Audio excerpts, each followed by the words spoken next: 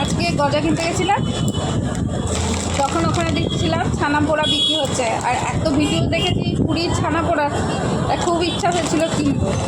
তো প্রথম দিন তো আমি একদম অল্প নিয়ে এসেছি, 400 টাকা কেজি ছিল। তো আমার বাবা বললো 100 হবে, আমি বললাম না, আজকে খাই, তারপরে যদি ভালো লাগে কালকে আবার কিনবো। এবার ভালো না লাগলে তো কিনে লাভ নেই। তো 100 কিনেছি, 100 দাম নিয়েছে 40 টাকা। এই যে এটা হচ্ছে ছানা পোড়া। আমি কিন্তু প্রথমবার না, বিয়ের পরে এসেও খেয়েছিলাম, কিন্তু তখন তো অত ভিডিও টিডিও দেখিনি, তখন খেয়েছিলাম, ভালোই লেগেছিলো। তো এখন আজকে খেয়ে দেখি কেমন লাগে। একটু খাও না, ওই না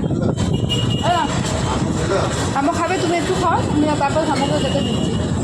ভালো খেতে মিষ্টিটা, একটু খাও, খাতা পেটে আবার ভালো খেতে কিন্তু মিষ্টিটা।